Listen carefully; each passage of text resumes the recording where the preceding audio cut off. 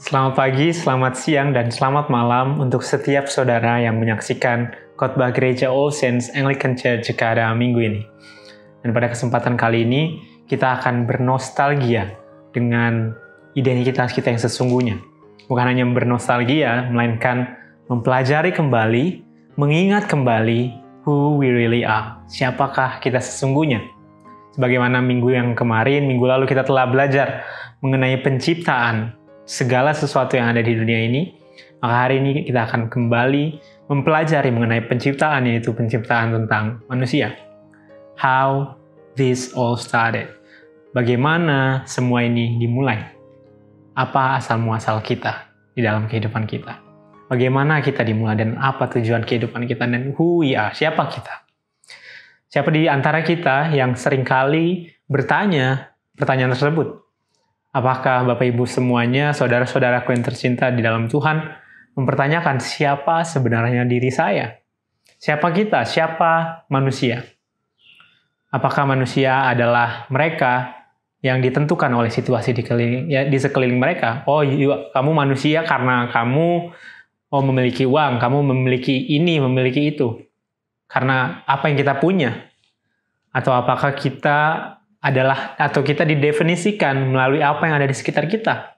Oh, kamu manusia yang buruk karena kamu dikelilingi dengan situasi yang buruk. Oh, karena kamu seperti ini, karena lingkunganmu seperti itu, dan lain sebagainya. Atau kamu orang yang baik karena lingkunganmu adalah orang-orang yang terhormat, dan lain sebagainya. Atau pertanyaanlah apa yang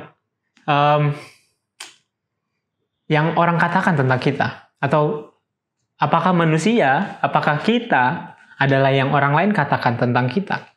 Apakah saya menjadi Ishak karena orang lain berkata-kata sesuatu tentang saya? Apakah Ishak adalah seorang yang buruk karena orang lain berkata demikian? Karena saya tidak memiliki pekerjaan, karena saya tidak memiliki pendidikan yang tinggi, karena saya tidak memiliki sesuatu yang orang lain tidak temukan di dalam saya? Atau saya adalah Ishak karena saya memiliki identitas yang baik di depan orang-orang, karena saya memiliki pencapaian yang baik dalam kehidupan, saya sekolah, saya lulus, saya bekerja, dan lain sebagainya. Di antara semua pertanyaan tersebut, apakah Bapak Ibu semuanya pernah mempertanyakannya? Dan kemudian menemukan bahwa, oh iya betul, saya adalah saya yang sekarang, saya menjadi saya yang sekarang, karena saya adalah orang yang begini karena orang lain berkata demikian. Oh, karena situasi saya begini, makanya saya seperti ini, dan lain sebagainya. Jika kita pernah mempertanyakan hal tersebut pada diri kita sendiri, saudara sekalian, Bapak Ibu yang terkasih dalam Tuhan, datang ke tempat yang tepat.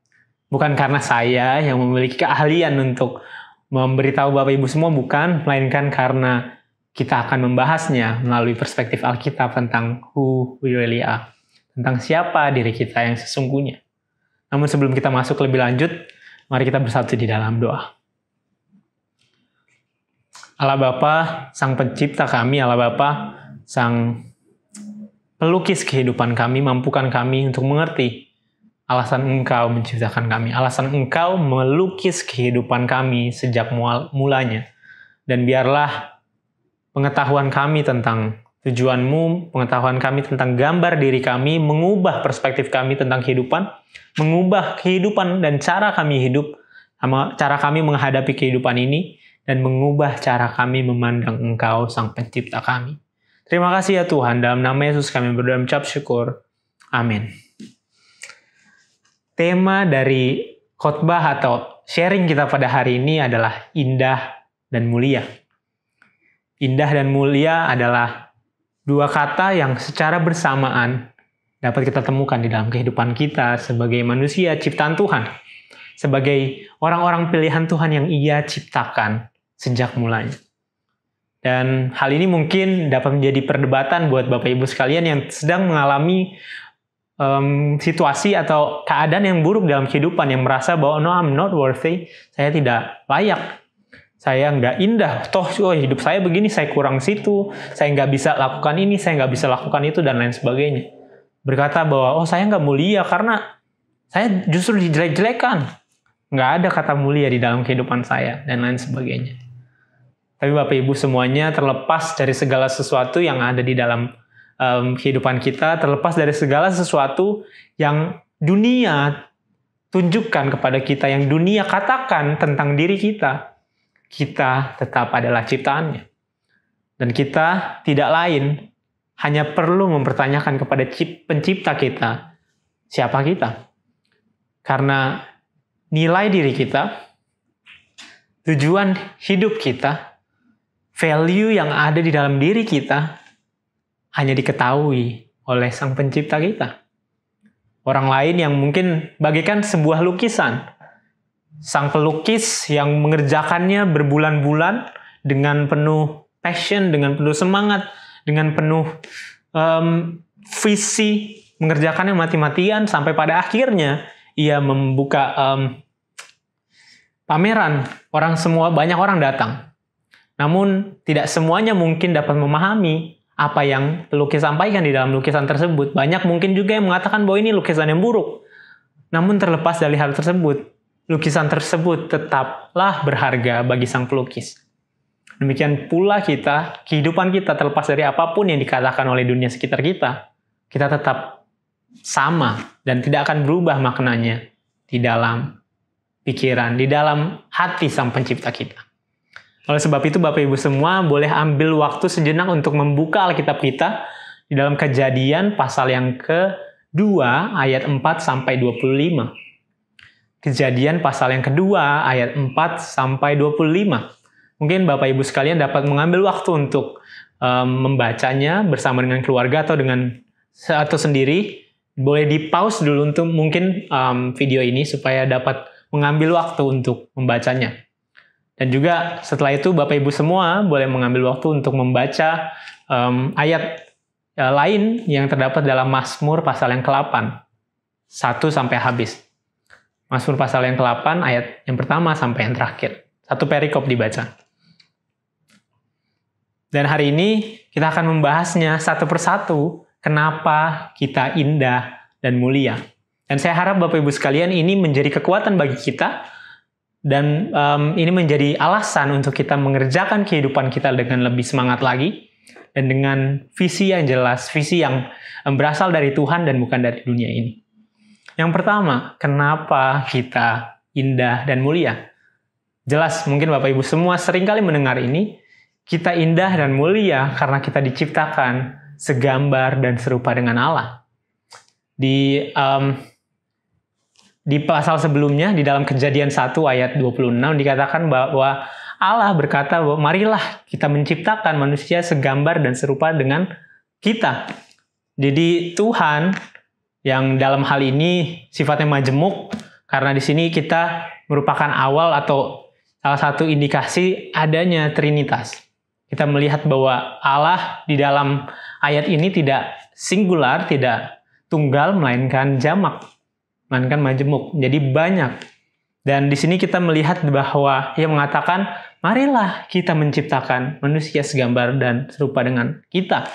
Dan itu menunjukkan satu hal, bahwa dari awal mulanya, sejak mulanya, kita diciptakan serupa dengan Ia yang sempurna. Serupa dengan Ia, Sang Pencipta dunia ini. The mastermind dari segala sesuatu yang ada di dunia ini.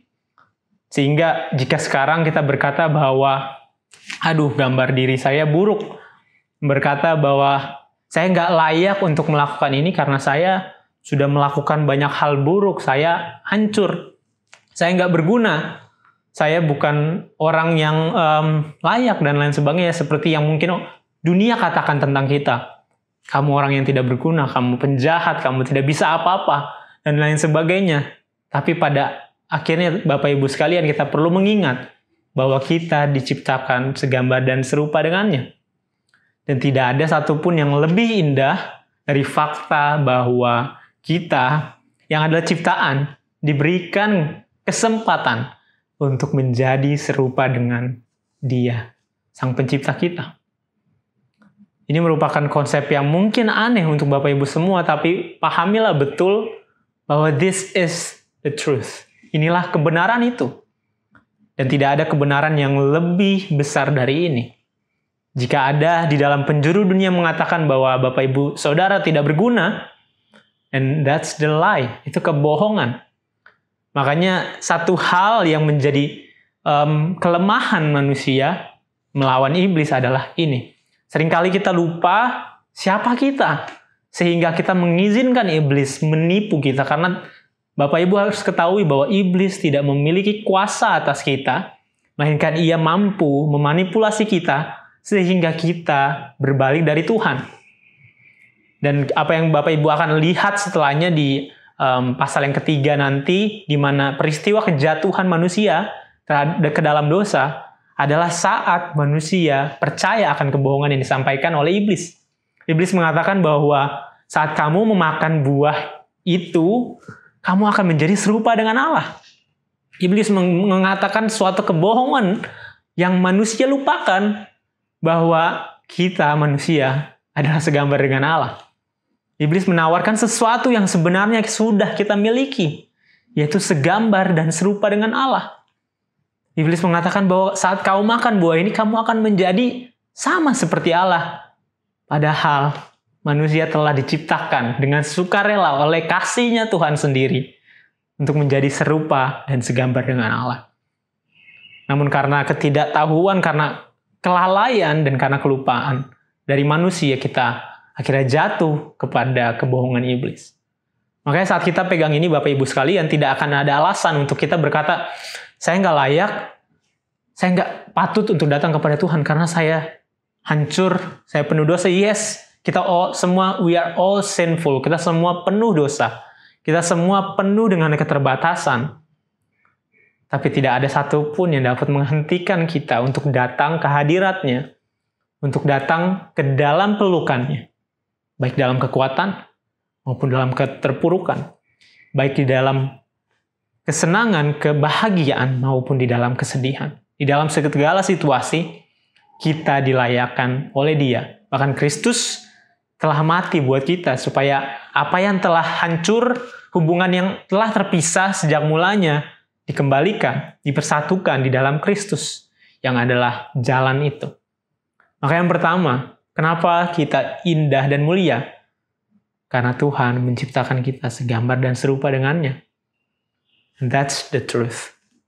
Kita memang terbatas, namun faktanya kita segambar dengan Dia. Kita indah dan mulia. Sedangkan yang kedua, mengenai kenapa kita indah dan mulia. Karena yang kedua, Bapak Ibu semuanya, kita diciptakan dengan tangannya sendiri. With His own hand. Dengan tangannya sendiri, Ia menciptakan kita. Ia membentuk kita dari debu dan tanah. Ia membentuk dengan tangannya sendiri untuk menjadikan kita segambar dan serupa dengannya. Ini suatu hal yang sangat luar biasa karena kita telah mendengar minggu yang lalu bahwa Tuhan menciptakan segala sesuatu di bumi ini dengan perkataannya, dengan firman-Nya. With His word. Dengan kata-katanya, semuanya tercipta. Saat Ia memperkatakannya, semuanya jadi. Namun berbeda dengan manusia, kita diciptakan dengan tangannya sendiri yang membuat kita istimewa. Yang membuat kita special di hadapan Tuhan. Karena Dia memberikan usaha di situ. Effort. Ada effort yang Dia lakukan untuk menciptakan manusia. Dan saat ada usaha, saat ada upaya, saat ada effort, di situ terlihat, di situ ditunjukkan sebuah keseriusan, sesuatu yang membuatnya berbeda. Dan bagi saya, Bapak Ibu semua, saat Tuhan sendiri menciptakan kita dengan tangannya, itu menunjukkan seberapa pentingnya dan seberapa istimewanya diri kita. Dan yang ketiga, dan 1-3 ini, poin yang 1-3 ini Bapak Ibu semua, adalah gambar diri kita, alasan mengapa kita indah dan mulia, namun yang sering kali kita lupakan dalam kehidupan kita.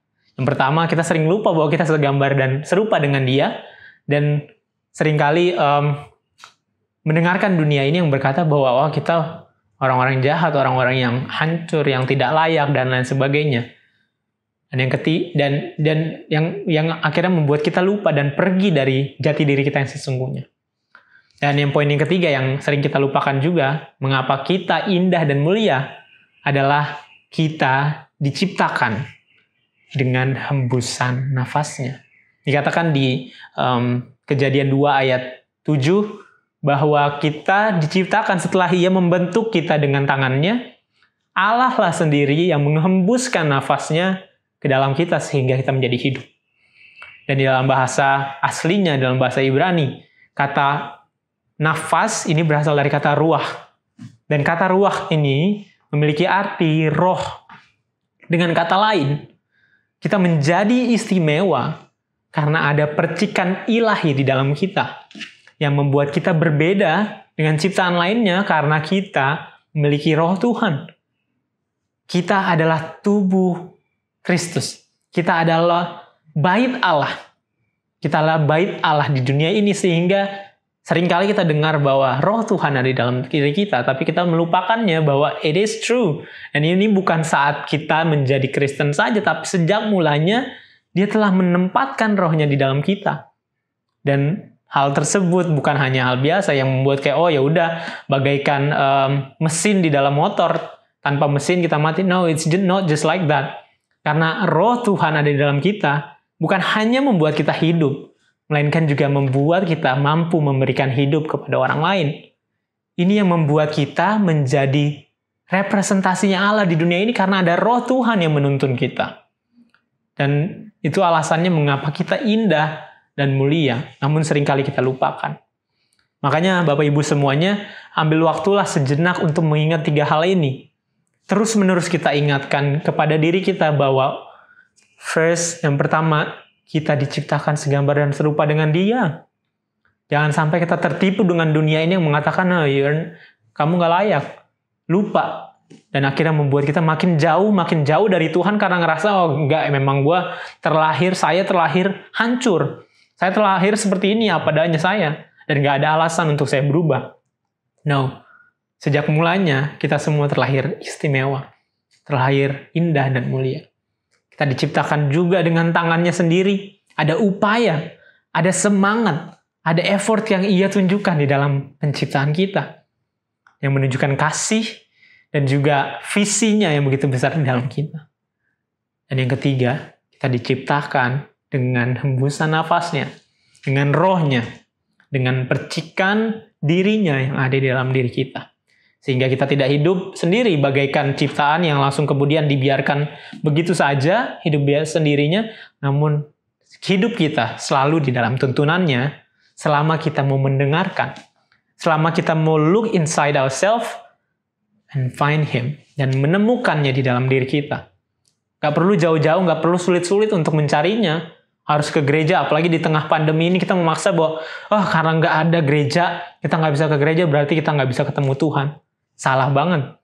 Karena di momen-momen seperti ini, meskipun kita terbatas mau kemana-mana, namun semakin besarlah kemungkinan kita untuk bertemu dengan Tuhan. Karena Ia hanyalah sejauh doa. Ia ada di dalam diri kita. Dan Ia menunggu untuk kita datang kepadanya. Setiap hari, setiap saat. Dan 3 hal tersebut adalah identitas kita adalah gambar diri kita adalah gambar yang sesungguhnya tentang diri kita yang seringkali kita lupakan. Sedangkan 3 selanjutnya, kita ada 6 poin hari ini yang saya akan bahas secara singkat. Dan 3 selanjutnya ini adalah identitas kita yang bukan sering kita lupakan. Kita sangat mengingatnya, namun sering salah paham. Seringkali kita salah memahaminya, salah menggunakannya. Dan 3 hal tersebut adalah yang pertama, kita adalah ciptaan. Kita menjadi indah dan mulia karena kita adalah ciptaan yang diberikan kuasa dan otoritas. Bapak Ibu semua tahu bahwa manusialah satu-satunya ciptaan yang dikatakan bahwa tujuan manusia diciptakan adalah untuk mengusahakan, untuk menguasai Taman Eden, menguasai seluruh ciptaan lainnya. Bahkan Adam dikatakan di di pasal yang kedua ini juga, bahwa Adam memberi nama kepada ciptaan-ciptaan yang menunjukkan otoritas, menunjukkan kuasanya atas ciptaan-ciptaan yang lain. sehingga ia diberikan kepercayaan untuk memberi nama. Hal ini adalah sebuah fakta yang spektakuler yang jelas harus kita ketahui bahwa kita punya kepercayaan, kita punya otoritas yang Tuhan berikan kepada kita. Namun seringkali orang salah menggunakannya, yang akhirnya abuse, menyakiti, menyalahgunakan segala sesuatu yang ada di sekitar kita juga, ciptaan contohnya. Kita bisa melihat di dunia saat ini, di sekeliling kita. Banyak sekali permasalahan lingkungan, global warming, dan lain sebagainya terjadi. Karena apa? Karena manusia memperlakukan ciptaan lainnya semaunya. Segala sesuatu ia kendalikan, segala sesuatu ia lakukan untuk kepentingan manusia sendiri. Untuk kepentingan pribadi. Dan tidak jarang banyak orang yang berkata bahwa, oh iyalah, karena Alkitab sendiri, orang Kristen bahkan mengatakan bahwa, oh Alkitab sendiri mengatakan bahwa kita ada untuk menaklukkan, subdue ciptaan yang lainnya. Dan Bapak Ibu semuanya, hal tersebut keliru. Karena kepercayaan yang Tuhan berikan kepada kita harusnya membangun, harusnya memelihara, harusnya membuat segala sesuatu menjadi lebih baik. Karena Tuhan menciptakan semuanya baik, demikian pula Ia memberikan kepercayaan kita supaya kita dapat menjaganya untuk selalu dalam keadaan yang baik.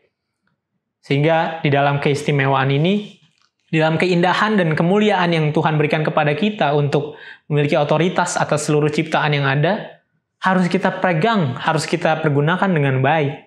Supaya dunia ini, supaya this earth menjadi surga yang kita bisa rasakan sekarang dan di sini.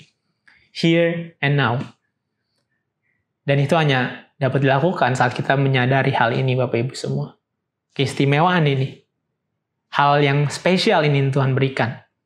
Otoritas dan tanggung jawab ini harus dapat kita jalankan dengan penuh kesadaran bahwa kita ada untuk menjadi perpanjangan tangan Tuhan. Dan yang kedua, hal yang sering kita lupakan, hal yang tidak kita lupakan, maksudnya hal yang sering kita salah gunakan. Identitas kita, gambar diri kita yang sesungguhnya yang seringkali kita salah gunakan. Yang kedua adalah kita memiliki hubungan dengan Allah. Karena sejak mulanya Tuhan memiliki hubungan yang sangat dekat dengan manusia.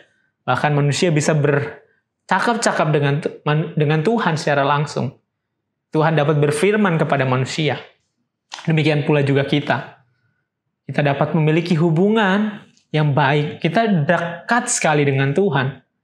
Karena Ia di dalam diri kita. Karena Ia dapat kita capai melalui doa. Kita dapat mendengar suaranya. Namun dengan berbagai cara. Ia berbicara melalui segala sesuatu. Dan kenapa ini seringkali kita salah gunakan? Karena seringkali tidak jarang orang karena mengetahui bahwa kita bisa berhubungan dengan Tuhan. Kita lupa bahwa kita bukan Tuhan. Tidak jarang di dalam kehidupan kita, akhirnya karena kita merasa bahwa Tuhan dekat dengan kita, akhirnya kita menjadi hakim atas orang-orang di sekitar kita. Yang akan berhubungan dengan poin kita yang ketiga nanti. Karena faktanya kita juga adalah makhluk sosial. Kita adalah ciptaan yang diciptakan untuk hidup bersamaan dengan ciptaan lainnya. Namun seringkali fakta dan kepengetahuan kita bahwa Tuhan dekat dengan kita memiliki hubungan yang dekat dengan Tuhan, membuat kita menjadi ciptaan yang judgmental, ciptaan yang tidak dapat menunjukkan kasih karena kita merasa bahwa Tuhan berbicara melalui kita. Akhirnya gampang sekali kita untuk berkata ini, berkata itu, dan lain sebagainya tanpa menyadari bahwa Tuhan memiliki gambar yang berbeda tentang kehidupan ini. Dengan kata lain, seringkali orang-orang yang sadar bahwa kita dekat dengan Tuhan membuat kita semakin sok tahu akan kehidupan ini.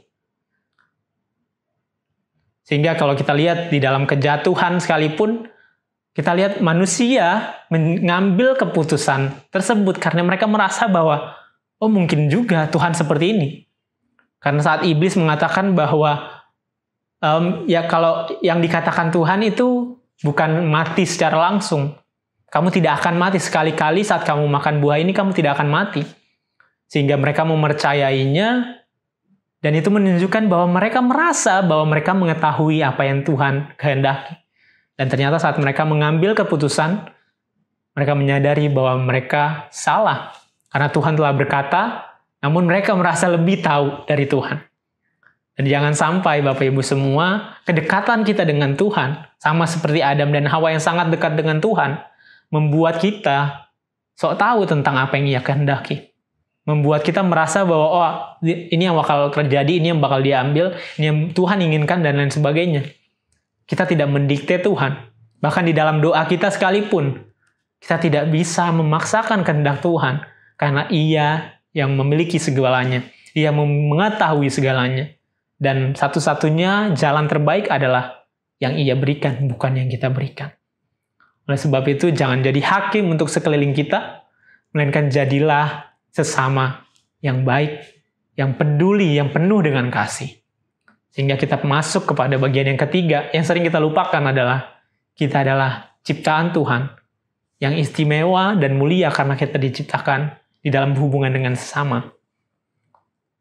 Dan ini jangan sampai kita lupakan, karena kita bukan makhluk independen. Kita adalah makhluk yang hidup bersamaan dengan orang lain. Ini bukan berarti setiap saat Bapak Ibu Saudara harus bersama dengan orang lain ya. Bukan berarti Bapak Ibu Saudara harus memaksakan kalau Bapak Ibu tidak terbiasa untuk berbicara lama dengan orang lain, Bapak Ibu tidak terbiasa berada di tengah keramaian, itu hal yang berbeda. Ini tentang personalitas, tetapi mengenai hidup bersama dengan orang-orang lain, dan mengasihi orang lain, hidup sepadan dengan orang-orang lain, ini menunjukkan tentang kesadaran bahwa kita tidak mampu sendirian. Ini tentang kejujuran diri. Ini tentang kejujuran bahwa di luar Tuhan tidak ada yang mampu. Di luar bantuan orang lain kita tidak bisa. Makanya kita perlu akui betul dengan saat kita mengetahui bahwa kita hidup bersama dengan orang lain, kita mengatakan bahwa saya tidak bisa tanpa Tuhan. Saya tidak bisa tanpa orang-orang di sekitar saya. Makanya di ayat 18, di pasal yang kedua, ayat 18 di Kejadian, dikatakan bahwa Tuhan berkata, tidak baik kalau manusia itu seorang diri saja. Dan ini menunjukkan bahwa kita hidup secara bersamaan, sehingga cara kita berpikir tidak seharusnya fokus kepada diri kita sendiri, melainkan kepada kepentingan sesama kita di sekitar kita. Dan ini adalah 6 hal yang perlu kita pahami betul. 3 hal yang pertama adalah gambar diri kita yang membuat kita istimewa, yang membuat kita indah dan juga mulia, tapi seringkali kita lupakan. Yang pertama, kita indah dan mulia karena kita diciptakan segambar dan serupa dengan Allah. Yang kedua, kita indah dan mulia karena kita diciptakan dengan tangannya sendiri. Ada upaya, ada usaha di sana. Ada keseriusan. Yang ketiga, kita indah dan mulia karena kita diciptakan dengan hembusan nafasnya, dengan ruahnya, dengan rohnya sendiri. Sehingga ada percikan ilahi dalam diri kita yang membuat kita indah dan mulia. Sedangkan 3 selanjutnya adalah identitas kita yang seringkali kita salah pahami, kita salah gunakan. Yaitu identitas kita sebagai orang yang indah dan mulia karena kita adalah orang-orang yang memiliki otoritas ilahi. Diberikan kepercayaan, diberikan kuasa. Yang kedua, karena kita adalah orang-orang yang dekat dengan Allah dan dapat berhubungan, berkomunikasi dengan Allah. Jangan sampai kita jadi so tahu tentang apa yang Tuhan ketahui dan kehendaki dalam kehidupan ini. Dan yang ketiga, karena kita adalah orang-orang yang diciptakan bersama dengan orang-orang di sekitar kita. Kita hidup diciptakan di dalam kebersamaan dengan orang lain. Jangan sampai kita lupa kalau kita tidak hidup di sini untuk sendirian dan tidak hidup hanya untuk kepentingan pribadi kita saja, melainkan untuk kepentingan bersama. Oleh sebab itu, Bapak Ibu semuanya, kiranya semua 6 hal ini, 6 hal tentang diri kita ini, melalui kisah penciptaan yang kita telah pelajari, mengingatkan kita untuk berhenti dari apa yang kita lakukan secara salah, dan kembali kepada apa yang Tuhan kehendaki sejak mulanya. Visi yang Tuhan miliki tentang diri kita sejak mulanya. Sehingga ke depannya kita dapat membuat kerajaan Tuhan, apa yang Tuhan idam-idamkan tentang dunia ini hadir di sini dan sekarang. Supaya kerajaan Allah hadir di sini dan sekarang di tengah-tengah kita. Terima kasih Bapak Ibu, Tuhan Yesus memberkati. Mari kita bersatu dalam doa. Ya Yesus, Tuhan kami, Sang Pencipta dunia dan kehidupan kami mau kembali kepada gambar yang Engkau tentukan sejak mulanya. Mampukan kami dengan segala keterbatasan kami dan segala kebohongan yang telah kami percayai selama ini tentang diri kami, supaya perlahan kami dapat mengingat dan percaya tentang diri kami yang berasal dari Engkau dan bukan dunia dan bukan dari iblis. Pimpin kami di dalam kemurahan-Mu saja. Terima kasih, ya Tuhan. Amin. Tuhan Yesus memberkati. Selamat hari Minggu.